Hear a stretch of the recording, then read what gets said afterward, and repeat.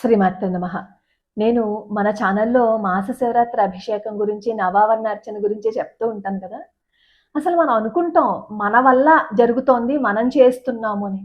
పుణ్యక్షేత్రాన్ని దర్శించుకోవాలి అన్నా, ఒక మహానుభావుడిని చూడాలి అన్నా, వాళ్ళ సేవ చెయ్యాలి అన్నా, మనం ఏదైనా ఒక మంచి కార్యక్రమం చెయ్యాలి అన్నా, వాళ్ళ అనుగ్రహం ఉంటేనే మనం చేయగలం. మనం చేద్దాము అని అనుకుంటే అస్సలు చేయలేం. మనలో అహంకారం ఎప్పుడైతే తలెత్తుతుందో మనం భగవంతుడికి ఎప్పటికీ దగ్గర కాలేం. ఈరోజు మన ఛానల్ కుటుంబ సభ్యుల జీవితంలో జరిగిన ఒక అద్భుతంతో పాటుగా మహాస్వామి వారి లీల కూడా తెలుసుకుందాం. తెలుసుకునే ముందు ఒక్కసారి పరమాచార్య స్వామి వారి పాదాలకి నమస్కారం చేసుకుంటూ నమశివాయ అని కామెంట్లలో పరమేశ్వరుణ్ణి ధ్యానిస్తూ వీడియో వినేద్దాం. మాస శివరాత్రి అభిషేకం గురించి, అర్చన గురించి నేను చెప్తూ ఉంటాను కదా, చాలా మంది ద్రవ్య సమర్పణ చేస్తూ ఉంటారు. ఒక ఆయన మనం పెట్టే ఈ పోస్టులు అవన్నీ చూసారట. చూసి ఇలా వీళ్ళనేమో ప్రచారం చేసుకోవటం కోసం ఇలా పెడుతూ ఉంటారు, ఏమన్నా జరుగుతాయా, పెడతాయా, నాకు ఇంత డబ్బు ఉంది కానీ మనశ్శాంతి లేదు, ప్రతిరోజు నేను కూడా గుడికి వెళ్తాను, ఏం లాభం, దేవుడు ఏం చేశాడు అని చెప్పి అనుకున్నారట. ఆయన ప్రతిరోజు దేవాలయానికి వెళ్తారట. వెళ్ళి అక్కడ ఏదైనా చేసి వచ్చిన తర్వాత నాకు డబ్బు ఉంది కాబట్టి నేను ఇది చేశాను, లేకపోతే ఎవరైనా చేయగలరా అని అనుకునేవారట. సరే, ఈయన అక్కడికి వెళ్తూ వాళ్ళ ఊళ్ళో ఉన్న దేవాలయానికి చేస్తూనే మనసులో ఇలాంటి భావనతో మన పోస్టులు అవి చూసుకుంటూ ఆయనకి ఎంత డబ్బున్నా మానసికంగా చాలా వేదనని అనుభవించేవారు అనమాట. అప్పుడు ఆయనకు అనిపించిందంట, సరే ఒకసారి వెళ్ళి చూద్దాము, ఎందుకో ఈవిడ ఇలా చెప్తున్నారు, అది ప్రచారమా లేదు అంటే నిజంగానే అక్కడ జరుగుతుందా, ఒకసారి వెళ్ళి చూద్దాము అని అనుకున్నారట. అనుకుని ఈ శంకర మఠం వచ్చారు. శంకర మఠం వచ్చిన తర్వాత అక్కడేమో సమర్పణ చేసుకోవాల్సినవన్నీ సమర్పణ చేసేసుకున్న తర్వాత అబ్బా అమ్మవారు చాలా బాగున్నారు, చాలా అద్భుతంగా ఉన్నారు అని అనుకున్నారు. అప్పటి నుంచి ఆయన వాళ్ళ ఊర్లో పాటు, అంటే ఈ తాడేపల్లి కూడానికి దగ్గరలోనే ఒక చిన్న ఊర్లో ఆయన ఉంటారు. అక్కడ దర్శనం చేసేసుకుని ఈ స్వామివారి ఆలయానికి కూడా వచ్చి దర్శనం చేసుకుంటూ వెళ్ళేవారు అనమాట. ఒకసారి ఆయనకేమో చాలా బాధ కలిగిందిట. ఆ బాధ కలిగినప్పుడు దాన్ని ఎవరితో చెప్పుకోవాలో కూడా తెలియనంత బాధ. అప్పుడేమో శంకర మఠంలో స్వామివారికి అభిషేకం చేయించుకుని అక్కడే కూర్చొని, ఎందుకయ్యా నాకు ఇంత డబ్బు ఇచ్చావు కానీ మనశ్శాంతిని తీసేస్తున్నావు, ఎందుకు నాకు ఇంత కష్టాన్ని పెట్టావు నువ్వు అని చెప్పి స్వామివారి దగ్గర బాధపడ్డారట. బాధపడి ఇంటికి వచ్చేసిన తర్వాత ఎన్ని చేయించుకుంటే మాత్రం ఏం లాభం, మనశ్శాంతి ఇవ్వట్లేదు, ఎన్నేళ్ల నుంచి నేను నీ పాదాలు పట్టుకున్నాను కానీ నాకు కొంచెం కూడా నువ్వు మనశ్శాంతి ఇవ్వలేదు, ఏదో ఒక కష్టాన్ని పెడుతూనే ఉన్నావు అని చెప్పి ఆయనేమో, సహజం కదా ఏదైనా బాధ వచ్చినప్పుడు మనం ఫస్ట్ తిట్టేదేవని భగవంతుడిని కదా, అలా అనేస్తాం కదా, ఈయన కూడా అలాగే అనేసుకున్నారు. కొన్ని రోజుల తర్వాత అసలు ఎప్పుడు ఆయన వ్యాపారంలో ఎప్పుడు నష్టపోలేదు. అలాంటిది ఈయనకి ఇంకో పెద్ద షాక్ ఏంటంటే వ్యాపారంలో తీవ్రమైన నష్టం వచ్చేసి అప్పులవన్నీ చేసేసారు. ఈ మానసికంగా అంతకు ముందు వరకు ఉన్న బాధలు ఒక ఎత్తు అయితే ఈ వ్యాపారంలో నష్టాలు రావడం ఇంకొక ఎత్తు. ఇంక దాన్ని తట్టుకోలేక, ఏంటయ్యా స్వామి నాకు ఇంత పరీక్ష పెడుతున్నావు, ఎందుకు నన్ను ఇంతగా వేధిస్తున్నావు అని చెప్పి మళ్ళీ శంకర మఠానికి వెళ్ళి స్వామివారిని దర్శించుకుని ప్రతిరోజు స్వామివారికి అక్కడ ప్రదక్షిణలు చేయటంతో పాటుగా కొంతసేపు అక్కడ గడిపి మాస శివరాత్రికి అభిషేకం చేయించుకుంటూ ఈ నవావరణ అర్చనకి కూడా ఒక్క రోజు కూడా వదిలిపెట్టకుండా ప్రతిరోజు వెళ్ళి వచ్చి ప్రతిరోజు ఒకటే అనుకునేవారు, ఏమనంటే డబ్బున్నప్పుడు నేను అన్ని చేయించగలిగాను నీకు, అప్పుడు అన్ని చేయించాను అనే అహంకారం నాలో ఉంది, ఇప్పుడు నేను ఏమి చేయించలేకపోతున్నాను కానీ నా శరీరంతో సేవ మాత్రం నేను చేసుకోగలను, అంతెందుకు మించి నేనేం చేయలేను అని చెప్పి ఆ ఆలయానికి వెళ్ళొస్తూనే ఉన్నారు. వెళ్ళొచ్చిన తర్వాత కొన్ని రోజుల తర్వాత ఆయనకు ఒక మార్పు కనిపించిందట. అదేంటంటే డబ్బు ఉన్నప్పుడు ఎంతైతే మానసికంగా ఆయన ఇబ్బంది పడ్డారో ఇప్పుడు ఆ డబ్బు లేనప్పుడు మానసిక వేదన దూరం అయిపోయింది అనమాట. అంటే డబ్బు ఉన్నప్పుడు ఆయనకి ఎంత డబ్బున్నా ఈ జీవితంలోకి వచ్చే కష్టాలన్నీ ఈ డబ్బు లేదు అన్న తర్వాత ఒక్కొక్కటిగా దూరం అయ్యాయా, ఒకటి ఇచ్చి ఒకటి తీసేస్తాడు అని అంటారు కదా భగవంతుడు, నాకు అశాశ్వతమైన ధనాన్ని తీసేసి శాశ్వతమైన మానసిక ఆనందాన్ని ఇచ్చాడు, నిజంగా నేను ఇప్పుడు చాలా ప్రశాంతంగా ఉన్నానమ్మా, నేను సొంతింట్లో ఉండి అంగరంగ వైభవంగా నా జీవితాన్ని గడిపినప్పుడు ఇప్పుడు అద్దింట్లో ఉండి ఏ పూటకు ఆ పూట సంపాదించుకుంటూ తింటున్నప్పుడు జీవితానికి నాకు చాలా తేడా ఉంది, డబ్బు పోయింది అని నాకు ఇప్పుడు ఏమాత్రం కొంచెం కూడా బాధ లేదు, అంతకు మించి మానసిక ఆనందాన్ని ఇచ్చాడు అని చెప్పి ప్రతిరోజు స్వామివారిని దర్శించుకుంటుంటే తర్వాత నెమ్మదిగా ఆయనకేమో ఒక చిన్న కొట్టు పెట్టుకునేంతగా ఆయన సంపాదించుకున్నారట. ఒక చిన్న కొట్టు పెట్టుకున్నానమ్మా,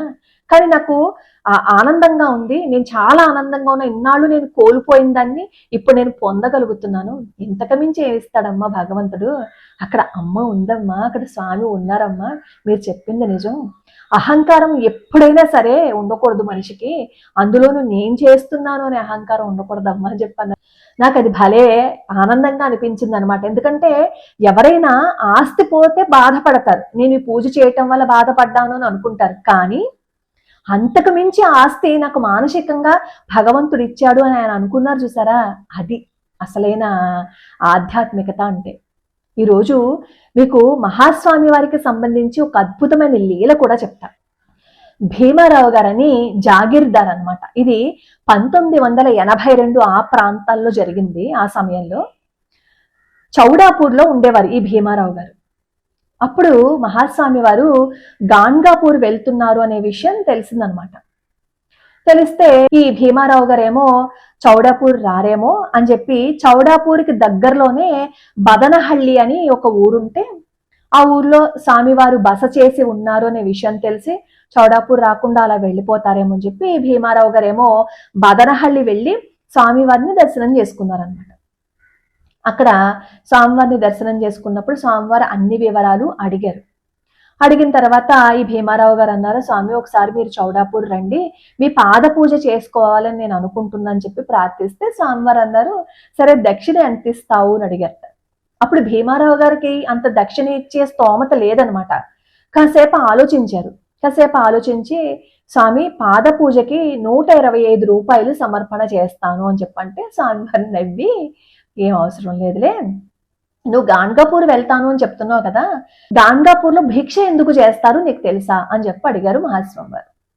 అయితే ఈ భీమారావు గారేమో, స్వామి అక్కడికేమో దత్తాత్రేయ స్వామి వారు భిక్షకి వస్తారని చెప్పి నమ్మకం, అందుకే ప్రతి ఒక్కరూ ఎవరింటికి ఏ సాధువు వచ్చినా సరే ఎవరొచ్చినా సరే భిక్షను సమర్పణగా చేస్తారు, ఏ రూపంలో దత్తాత్రేయుడు వచ్చాడో అని, అందుకే భిక్షను సమర్పణ చేస్తారు. అంటే నీకు దానికి సంబంధించి ఏవైనా ఒక ప్రత్యక్ష నిరూపణ ఉందా అని అడుగుతారు మహాస్వామి వారు. ఎందుకు లేదు స్వామి, మా తాతగారి కాలంలో ఈ గాన్గాపూర్లో ఉండేవారు, అప్పుడు జొన్న రవ్వని అందరికీ భిక్షగా సమర్పణ చేసేవారు. ఒక రోజు ఈ జొన్న రవ్వ తయారు చేయటం ఆలస్యం అయిపోయింది, ఆ వేడివేడిగా ఉన్న జొన్న రవ్వనే భిక్షగా ఇచ్చేశారు. ఆ రోజు రాత్రి కలలో ఒక సాధువు కనిపించి తన చేతులు చూపించారు, చేతులన్నీ కాలిపోయి ఉన్నాయి. అప్పుడు మా తాతగారికి అర్థమైంది దత్తాత్రేయుడే స్వయంగా వచ్చి భిక్ష తీసుకున్నారన్నమాట అని. అదే విషయం మాకు పొద్దున్న చెప్పారు, మాకు కూడా ఆ స్వామివారు వచ్చి భిక్ష తీసుకున్నారా అని అనిపించింది, ఇదే ప్రత్యక్ష నిదర్శనము అని చెప్పి అన్నారట. అంటే మహాస్వామి వారు అన్నారు, నీ కళ్ళతో నువ్వు చూడడం, నీకు ప్రత్యక్ష నిదర్శనం అయిందా లేదా చెప్పు, అది మంచి విషయమే నువ్వు చెప్పిన విషయం, కానీ నీకు జరిగిందా లేదా అంటే లేదు స్వామి అన్నారు. తర్వాత ఏమో మహాస్వామి వారు ఏం చెప్పారంటే, సరే ఒక పని చెయ్యి, నేనేమో అక్కడికి వచ్చి ఉండాలని అనుకుంటున్నాను, నాకు ఒక కుటీరం నువ్వు నిర్మించగలవా, మేము అక్కడికి వచ్చి ఉంటేను అంటే, తప్పకుండా స్వామి నిర్మించగలుగుతాను. అంటే నీకు ఏదైనా గోశాల ఉందా అంటే, గోశాల లేదు స్వామి, కాకపోతే ఒక సాధారణ పశువుల కొట్టం ఉంది, దాంట్లో ఎద్దులు దాంతో పాటుగా సాధారణంగా ఇంకా జీవులు అన్నీ ఉన్నాయి అని చెప్పి అంటారు. అప్పుడు మహాస్వామి వారు ఏం చేస్తారు, అతని ఆర్థిక పరిస్థితి గురించి అడుగుతారు, నీకేమైనా అప్పులు ఉన్నాయా, డిపాజిట్లు ఉన్నాయా, కారు ఉందా, జీప్ ఉందా, ఇవన్నీ అడుగుతారు. అప్పుడేమో ఈ భీమారావు గారు చెప్తారు, స్వామి నాకేమీ ఆస్తులు డిపాజిట్లు ఏమీ లేవు, కానీ అప్పులు మాత్రం ఉన్నాయి, నా చెల్లెళ్ళకి నేనేమో పెళ్లి చేశాను, ఆ అప్పులు ఉన్నాయి, కారు జీపు అసలు సైకిల్ కూడా నాకు లేదు. అంటే మహాస్వామి వారు అంటారు, సరే మా దగ్గర సైకిల్ ఉంది, ఆ సైకిల్ వేసుకుని నువ్వు ఇంటికి వెళ్ళు, మీ ఇంట్లో వాళ్ళకి చెప్పు నేను అక్కడికి బస చేయడానికి వస్తున్నాను అని చెప్పి చెప్తారనమాట. సరే చెప్పిన తర్వాత మహాస్వామి వారు అంటారు, అక్కడికేమో ఒక 25 మంది వాళ్ళందరూ వచ్చి భోజనాలు చేస్తారు, వాళ్ళకి ఏర్పాట్లు చెయ్యి అంటే అలాగే ఈ భీమారావు గారు చేస్తారు.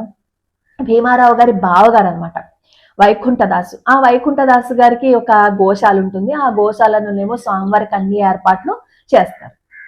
అన్ని ఏర్పాట్లు చేస్తే ఆ గోశాలలో స్వామివారు వచ్చి బస చేస్తారు. గాన్గాపూర్ వెళ్తారు, అక్కడి నుంచి మళ్ళీ వస్తూ మళ్ళీ ఆ గోశాలకి వస్తారన్నమాట. ఆ ఊర్లో ఉంటారు. స్వామివారికి ప్రతిరోజు సేవ చేసుకునే అవకాశం ఈ భీమారావు గారికి వచ్చింది. స్వామివారు ప్రతిరోజు మాట్లాడుతూ ఉంటారు కదా. ఒకసారి ఇలా మాట్లాడి బయటకు వచ్చిన తర్వాత ఈ భీమారావు గారు అనుకున్నారంట, నాకు కాబట్టి ఇలా సేవ చేసే అవకాశం వచ్చింది, ఇంకెవరికైనా ఇలా సేవ చేసే అవకాశం వచ్చి ఉండేదా, నేను గొప్పవాణ్ణి అంటూ ఆయన మనసులో చిన్న అహంకారం వచ్చిందనమాట. సరే, అహంకారం వచ్చిన తర్వాత వాళ్ళ ఇంట్లో అన్నీ చూసుకుంటూ ఉంటారు కదా, ధాన్యపు నిల్వలు తగ్గిపోతూ ఉన్నాయి. అందుకని ఈ భీమారావు గారు అన్నట్ట వాళ్ళ బావగారితో, ధాన్యపు నిల్వలన్నీ తగ్గిపోతున్నాయి, ధాన్యం అయిపోతోంది అనుకున్నట్ట. పరమాచార్య స్వామి వారు అంతర్యామి కదా, ఆయనకి తెలియంది ఏముంటుంది చెప్పండి. సరే, మహాస్వామి వారు ఇతని మనసులో విషయాన్ని గ్రహించారు కదా. సరే, అక్కడి నుంచి వెళ్ళిపోదామని నిర్ణయించుకున్నారు. సరే, మేము వెళ్ళిపోతున్నాము అని చెప్తే అప్పుడు ఈ భీమారావు గారికి బాధ కలిగిందనమాట. అయ్యో, తప్పు చేశాను, ధాన్యపు నిల్వలు అయిపోతున్నాయి అని అనుకున్నాను, కానీ ఆయనకి సేవ చేసే అదృష్టం వచ్చింది అని నేను అనుకోలేదు, అది అదృష్టమే కదా, నేను తప్పు చేశాను అని చెప్పి స్వామివారి దగ్గరికి వెళ్ళి బ్రతిమలాడుకుంటారనమాట. కానీ స్వామివారు తర్వాత ఒక్కరోజు మాత్రమే అక్కడ బస చేస్తారు. ఈ లోపు ఏమవుతుంది అంటే, స్వామివారు వెళ్ళిపోయే ముందు ఈ భీమారావు గారి యొక్క బంధువు అనమాట, బావగారు, వాళ్ళ చెల్లెలు సావిత్రి, చెల్లెలకి 1.5 సంవత్సరాల వయస్సున్న కొడుకు ఉంటాడనమాట. ఆ కొడుకుకి చిన్నప్పుడే గుండెకి సంబంధించిన వ్యాధి వస్తే డాక్టర్స్ ఏమో ఆపరేషన్ చెయ్యాలి అని అంటారు. అంత చిన్నోడికి ఆపరేషన్ చేయాలి అంటే అది చాలా బాధాకరమైన విషయం కదా. సరే, స్వామివారి అనుగ్రహం కోసం స్వామివారి దగ్గరికి తీసుకువెళ్తే స్వామివారు చెప్తారనమాట, ఏం వద్దు, ఆపరేషన్ ఏం వద్దు అని చెప్పి స్వామివారు ఆశీర్వచనం చేస్తారు. తర్వాత ఆయన రాశారు అందులో, ఆపరేషన్ చేయలేదు కానీ ఆ అనుభవాన్ని ఆయన పంచుకునే టైంకి కూడా ఆ చిన్న పిల్లాడు ఎవరైతే ఉన్నాడో పెద్ద అయిన తర్వాత కూడా ఆరోగ్యం బాగానే ఉందని చెప్పి అందులో ఆయన రాశారు. మనం అనుకుంటాం ఏమనంటే, వాళ్ళకి చేయటం వల్ల మనకి ఏమొచ్చింది, మన మహానుభావులకి కానీ ఒక గుడికి కానీ ఏదైనా ఇవ్వడం వల్ల మన డబ్బులు అయిపోతున్నాయి, మన దగ్గర ఏమీ లేదు కదా, వాళ్ళకి ఏమి ఇస్తాము, ఇవన్నీ అనుకుంటాం. అక్కడ ఆ రోజు పాద పూజకి ఎంత ఇస్తావు అని చెప్పి మహాస్వామి వారు అడిగినప్పుడు 125 రూపాయలు ఇస్తాను అని అన్నప్పుడు మహాస్వామి వారు ఆయన కుటుంబం గురించి ఎందుకు అడిగారు, ఆయన ఆర్థిక పరిస్థితి మహాస్వామి వారికి తెలుసు కాబట్టి ఏం వద్దులే అని అక్కడ అన్నారు. బస చేశారు, ఎందుకు, అంత ప్రేమతో పిలిచారు కాబట్టి. కానీ ఎందుకు వెళ్ళిపోవాలనుకున్నారు, ఎప్పుడైతే అతని మనసులో ఇవన్నీ అయిపోతున్నాయి, నేను కాబట్టి చేయగలుగుతున్నాను అనే ఒక చిన్న అహంకారం వచ్చిందో అప్పుడు అక్కడి నుంచి వెళ్ళిపోవాలి అని అనుకున్నారు. కానీ తప్పు తెలుసుకుని ప్రార్థించారు మహాస్వామిని ఈ భీమారావు గారు. మరి ఆయన అక్కడికి వచ్చినప్పుడు అక్కడ ఉన్న వాళ్ళు, ఆ ఊళ్ళో వాళ్ళందరూ మహాస్వామి వారిని దర్శనం చేసుకున్నారు. అది పూర్వజన్మ సుకృతమే కదా. అంతకు మించి ఆ సావిత్రి గారి కొడుకుకి ఆరోగ్యాన్ని ఇచ్చారు. ఆయన వైద్యనాథుడు కదా పరమాచార్య స్వామి వారు అంటే ఏదైనా ఒకటి చేసేటప్పుడు నేను చేస్తున్నాను, నా వల్ల అయ్యింది, నేను కాబట్టి ఇచ్చాను అని మనం ఎప్పుడైతే అనుకుంటామో భగవంతుడి అనుగ్రహం ఎప్పటికీ రాదు. ఆ నేను అనే అహంకారం ఉంటుంది చూసారా, అది భగవంతుడికి దూరం చేస్తుంది. ఆ ముందు సంఘటనలో ఆయన కూడా అలాగే అనుకున్నారు, కానీ ఏమైంది చెప్పండి. మళ్ళీ మన తప్పు దిద్దుకుని భగవంతుడి పాదాలు పట్టుకుంటే, అయ్యో పిచ్చిది, నా బిడ్డే కదా, ఏదో అనుకుంది అని చెప్పి భగవంతుడు మనకి అనుగ్రహాన్ని చూపిస్తాడు. మనం భగవత్ సేవ చేస్తున్నప్పుడు కానీ, మనం ఏదైనా ఒక మంచి కార్యం చేస్తున్నప్పుడు కానీ నేను చేశాను అనే అహంకారాన్ని వదిలిపెట్టేయాలి. పరమాచార్య స్వామి వారు అక్కడ వచ్చి అన్ని రోజులు ఉన్నారంటే మహాస్వామి వారికి సేవ చేసుకునే అదృష్టం భీమారావు గారికి రాలేదా? అంతకు మించి అదృష్టం ఏమైనా ఉంటుందా? నా ఇంటికి రా అని అడిగినప్పుడు స్వామివారు అక్కడికి వచ్చి ఉన్నప్పుడు నేను కాబట్టి చేశాను అని అనుకుంటే అది అహంకారం అవుతుంది. అహంకారాన్ని వదిలిపెట్టేయాలి. ఫస్ట్ వదిలిపెట్టేసి భగవంతుడి పాదాలు పట్టుకుంటే మనకి ఏది మంచో అదే ఆయన చేస్తారు. నాకు ఇది ఇవ్వు అని నువ్వు అడగక్కర్లేదు. నాకు ఇది ఇవ్వు అని నువ్వు అడగకపోయినా నీకు ఏది మంచిది అనేది ఆయనకి తెలుసు కాబట్టి అమ్మని దగ్గరగా వెళ్ళి అమ్మ అని చెప్పి అమ్మని గట్టిగా పట్టుకున్నావు అనుకోండి, అమ్మకి తెలియదా చెప్పండి తన బిడ్డకి ఏం కావాలి అనేది, ఎప్పుడు ఏ సమయానికి ఏది ఇవ్వాలి అని అమ్మకి తెలియదా, నాన్నకి తెలియదా? మన ఇంట్లో ఉన్న అమ్మ నాన్నకే మనకి సమయానికి ఏది ఇవ్వాలో తెలిసినప్పుడు మరి జగద్రక్షకుడు ఆయనకి తెలియదా మనకి ఎప్పుడు ఏది ఇవ్వాలో? కదా. మళ్ళీ ఇంకొక అద్భుతమైన వీడియోతో మళ్ళీ కలుసుకుందాం. లోకా సమస్తా సుఖినో భవంతు, సర్వే జనా సుఖినో భవంతు.